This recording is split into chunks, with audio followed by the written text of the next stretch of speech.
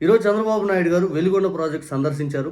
Veligonda project తానే start చేశాను, తన గవర్నమెంట్లోని పనులన్నీ అయిపోయినాయి, మిగిలిన వాళ్ళు అసలు ఎవరు ఏం చేయలేదని చెప్పి చంద్రబాబు నాయుడు గారు చెప్పారు. కానీ అది ఆయన పార్టీ వాళ్ళు కూడా నమ్మరు. వెలిగొండ ప్రాజెక్ట్ అనేది చంద్రబాబు నాయుడు గారు శంకుస్థాపన వేసారు తప్పితే ఆ పనులనే ముందుకు సాగల. ఉదాహరణ, చంద్రబాబు నాయుడు గారు శంకుస్థాపన రాళ్ళు లేని ప్రాంతమే చెప్పండి. చంద్రబాబు నాయుడు గారు ప్రతి ప్రాంతంలో శంకుస్థాపన వేస్తారు, ఆ రాయేస్తారు, ఇంకా తర్వాత పట్టించుకోరు. ఒక సామెత ఉంటుంది ఊర్లలో, చంద్రబాబు నాయుడు గారు వేసిన శంకుస్థాపన రాళ్ళతోటి మన రాష్ట్రం ఒక సంవత్సరం బడ్జెట్ అయింది, ఆయన శంకుస్థాపన రాళ్ళు వేస్తారు తప్పితే అది మాత్రం ముందుకు పోదు అని చెప్పి. ఇక వెలిగొండ ప్రాజెక్ట్ మహానేత రాజశేఖర రెడ్డి గారి హయాంలో ప్రారంభమైంది. జలయజ్ఞం కార్యక్రమంలో భాగంగా ఆయన హయాంలోనే ఒక టన్నెల్ పూర్తిగా అయిపోయింది. రెండో టన్నెల్ వచ్చి చంద్రబాబు నాయుడు గారు, ఆ తర్వాత కిరణ్ కుమార్ రెడ్డి గారు ఏం చేయలేదు. ఆ తర్వాత జగన్మోహన్ రెడ్డి గారు వచ్చి మిగిలిన ఆ రెండో టన్నెల్ పనులు కూడా పూర్తిగా అయిపోగొట్టారు. నాకు బాగా గుర్తు, 2008, 2009 ఆ ప్రాంతంలో అప్పుడు ఏదైతే మా ఏరియా కాబట్టి నాకు గుర్తు, పెద్ద పెద్ద కట్టేవాళ్ళు, అసలు అవి చూడటానికి వెళ్ళేవాళ్ళం మేము, మా దగ్గర కాబట్టి. ఈ చంద్రబాబు నాయుడు గారు ఆయన ఎప్పుడు కూడా ప్రాజెక్టులు ఇవన్నీ కంప్లీట్ చేసిన చరిత్ర ఆయన హయాంలో ఎప్పుడూ లేదు. ఆయనే శంకుస్థాపన చేసి ఆయనే ప్రారంభోత్సవం చేసింది. ఇక చంద్రబాబు నాయుడు గారు శంకుస్థాపన రాళ్ళు అవన్నీ మాత్రం ఆయన నమ్మాల్సిన పనిలే, ఆయన రాళ్ళు వేస్తారు అంతే, పనులు మాత్రం ముందు సాగవు. ఇక బాబు గారికి అయితే మాత్రం ఓటమి భయం అయితే పట్టుకుందని మాత్రం ఇంకోటి అనిపించింది. ఇప్పుడు దగ్గరలో ఎన్నికలు ఏం లేవు, కానీ బాబు గారి ప్రభుత్వం పైన వ్యతిరేకత ఫుల్గా వచ్చిందంటానికి ఈరోజు బాబు గారు కొన్ని మాటలు మాట్లాడారు. ఆ మాటలు విన్నాక చంద్రబాబు నాయుడు గారికి సిగ్నల్ అందేసినాయి. రియాలిటీ గ్రౌండ్ లెవెల్లో ఈరోజు అలాగే ఉంది పరిస్థితి. ఆడవాళ్ళు మాకు ఇస్తా అన్న 1500 18 ఏళ్ళ నుంచి 59 ఏళ్ళ మహిళలకి ఏదైతే 1500 ఇస్తా అన్నారు, అవి ఏ అని అడుగుతూ ఉన్నారు, వాటికి సమాధానం లేవు. నిరుద్యోగులు 3000 డబ్బులు అడుగుతున్నారు, వాటికి సమాధానం లేదు. గ్యాస్ సిలిండర్లు ఎన్ని ఇస్తున్నారు సక్రమంగా అనేది ఒక్కరు కూడా క్లారిటీ లేదు. ఇక ప్రతి ఒక్కరు ఏదైతే జగన్ గారి హయాంలో ఏదో పండుగ రూపాన్ని ఏదో టైంలో డబ్బులు వస్తూ ఉండేది, అది ఏదో రూపాన ఇక డాక్రా రుణమాఫీ పేరిటో, లేకపోతే 18,750 పేరిటో, లేకపోతే ఈబీసీ నేస్తం కిందో, లేకపోతే కాపు నేస్తం కిందో, లేకపోతే ఏదో ఒక రూపాన జగన్మోహన్ రెడ్డి గారు ప్రతి పండగకి మహిళల అకౌంట్లో డబ్బులు వేసేవాళ్ళు. ఈరోజు ఆ పరిస్థితి లేదు. ఇదే చంద్రబాబు నాయుడు గారు నా గవర్నమెంట్ మీద వ్యతిరేకత వచ్చిందని చెప్పి ఆయనకు అర్థమైంది కాబోలు, అందుకే ఈరోజు ఈ మాట అన్నారు. ఒక్కసారి చంద్రబాబు నాయుడు గారు ఏమన్నారు వినండి. డబ్బులు తీసుకొని మీరు రేపు ఓటు వేయకపోతే మీకు మంచి జరుగుతుందా అని మిమ్మల్ని అడుగుతున్నా. నెలకు 4,000, 6,000 తీసుకొని ఎన్నికల్లో 1000 రూపాయలకు కక్కుర్తి పడితే మనకు న్యాయం జరుగుతుందా అని మిమ్మల్ని అడుగుతున్నా. నీతి నిజాయితీగా ఉందా? మీకు అండగా ఈ చంద్రన్న ఉంటాడు. నేను ఏమీ కోరుకోవడం లేదు, మీరు బాగుండాలి, మీ పిల్లల భవిష్యత్తు బంగారు భవిష్యత్తు కావాలి. ఎక్కడ పేదవాడుంటే వాళ్ళ దగ్గర నేను ఉంటానని మరొకసారి మీ అందరికీ హామీ ఇస్తున్నా.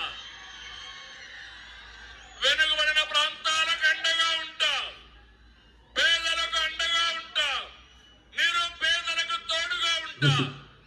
రైతన్నకి వెన్ను తట్టి నిలబెట్టి రైతే రాజుగా చేస్తాను. చంద్రబాబు నాయుడు గారు ప్రతిపక్షంలో ఉండి మాట్లాడుతున్నట్టు మాటలు ఉన్నాయి, అధికారంలో ఉన్నట్లేదు. అధికారంలోకి వచ్చి 2 ఏళ్ళు అయితే రైతుకు గిట్టుబాటు ధర నేను కల్పించాను, ఎంత కల్పించాను ధైర్యంగా చెప్పే ధైర్యం ఉందా చంద్రబాబు నాయుడు గారికి? ఇక పేదవాళ్ళు వాళ్ళకి అండగా నేను ఉండే ఈ కార్యక్రమం చేశానని చెప్పానంటే ఎంతసేపు ఆ పింఛన్ 4,000, 6,000 ఇచ్చాను, పింఛన్ 4,000, 6,000 ఇచ్చానని చెప్పుకున్నారు తప్పితే అమ్మఒడి మొట్టమొదటి సంవత్సరం నేను ఈలాపోయానని చెప్పే ధైర్యం ఉందా చంద్రబాబు నాయుడు గారికి? రైతు భరోసా ఏదైతే మేము మొట్టమొదటి సంవత్సరం ఈలాపోయామని చెప్పే ధైర్యం ఉందా? 20,000 ఇస్తామని చెప్పి 10,000 కుదిర్చాము, ఇంకొక ఏదైతే కేంద్ర ప్రభుత్వం స్కీమ్ యాడ్ చేసుకున్నామని చెప్పే ధైర్యం ఉందా? అవి సక్రమంగా ఇక ఏ స్కీమ్ కూడా సక్రమంగా అమలు చేయకపోలేక జనాల్లో వ్యతిరేకత వచ్చింది.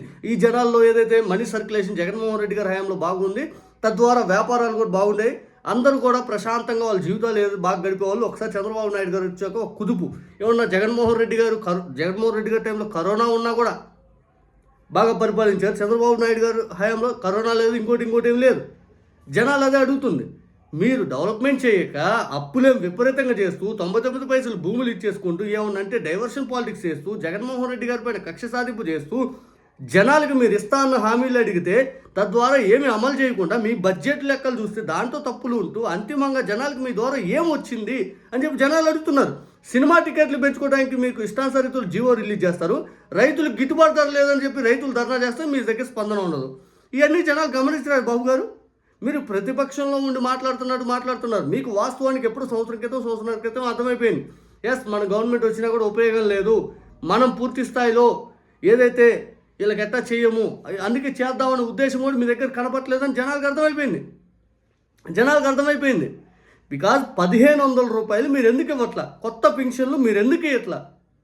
ఈ జనాల్లో వ్యతిరేకత తీవ్ర స్థాయిలో ఉంది. మహిళలకి మీరు ఇచ్చిన హామీ సిలిండర్లు ఎందుకు కట్టలేదు, ఆ స్కీమ్ పూర్తి స్థాయిలో ఎలా అమలు అవుతుంది, ఎంతమంది లబ్ధి చేకూర్చో బహిరంగంగా డేటా ఇవ్వండి. ఈరోజు డ్వాక్రా రుణాలు చాలామంది తీసుకోవడం ఆగిపోయారు. డ్వాక్రా రుణాలు గతంలో లాగా బాగా జనాల్లో పంపిణీ ఉందా, లేకపోతే జనాలు డ్వాక్రా రుణాలు తీసుకున్నా మనకు నష్టమేరా అని చెప్పి ఆగిపోయిన ఎన్ని గ్రూపులు ఉన్నాయి? ఇవన్నీ మహిళలు మీ మీద ఆగ్రహంగా ఉన్నారు.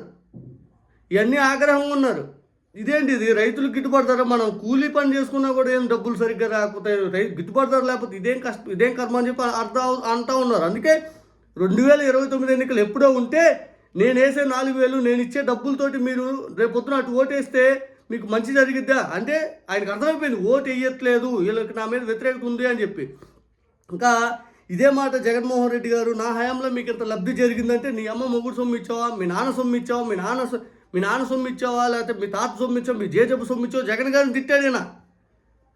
ఇంకో పక్క పవన్ కళ్యాణ్ గారేమో నీ సొమ్ము ఇచ్చావా, ఏదో మీ నాన్న ముళ్ళేమో ఇచ్చావు ఏదో అన్నాడు ఒక డైలాగ్ జగన్ గారిని. మరి ఈరోజు నీ సొమ్ము అని ఎట్లా అంటారని చంద్రబాబు నాయుడు గారు, మరి ఈరోజు నా సొమ్ము అని మీరు ఎలా అంటారు? మీ సొమ్ము జనాల సొమ్ము కదా, అది మీరు ఇచ్చారని చెప్తారేంటి? మరి జగన్ గారు ఇచ్చారు అన్నప్పుడేమో జగన్ గారి కంటే ఎక్కువ చేస్తారని చెప్పి అది నీ సొమ్ము కాదు జనాల సొమ్ము అన్నారు. ఈరోజు నేను ఇచ్చానని ఎందుకు చెప్పుకుంటున్నారు? ఏదేమైనా పారిశ్రామికవేత్తలు రావాలంటే జగన్ గారి పేరు చెబుతూ భయపడుతున్నారు అంటే వాళ్ళు కూడా మిమ్మల్ని నమ్మట్లా. ఇంకో పక్క వైకుంఠపాలి వద్దు అని మీరు అంటారు. ఆ వైకుంఠపాలి ఏంటి అంటే జనాలకు అర్థమైపోయింది మీ దగ్గర అంత సీన్ లేదు, మీరంతా డొల్ల మాటలు చెప్పారని చెప్పి. సినిమా టికెట్లు, ఫ్లైట్లు వేసుకొని తిరగడానికి అన్నిటికీ డబ్బులు ఉంటాయి, జనాలకి ఇవ్వడానికి డబ్బులు ఉండవు. ఏదైనా ట్యాక్స్ ఎగ్జామ్షన్ ఏదైనా విషయంలో ఏదైనా తీసుకొద్దామని ఎగ్జామ్షన్ ఇంకోటి ఆలోచించరు. కరెంట్ విద్యుత్ ఛార్జీలు తగ్గించాలని ఆలోచన చేయరు, ఏమీ చేయరు మీరు. అంతిమంగా ఫ్రీ బస్ పేరిట కూడా మీరు అన్ని బస్సులు కల్పించలేకపోయారు. ఉపయోగం ఉంది ఇంకా. నిజానికి చంద్రబాబు నాయుడు గారికి సిగ్నల్స్ అందేసినాయి. 2029లో ఆయనకు వ్యతిరేకత అనేది ఇప్పటి నుంచో మొదలైంది కాబట్టి ఇప్పటి నుంచి ఆయన అంటా ఉన్నాడు, నేను అది చేస్తాను, నేను ఇచ్చిన డబ్బులు తీసుకొని మీరు అటు ఓటేస్తే బాగోదు కదా, మీకు మంచి జరగదు కదా అన్నప్పుడే ఆయన సీన్ అర్థమైపోయింది చంద్రబాబు నాయుడు గారికి.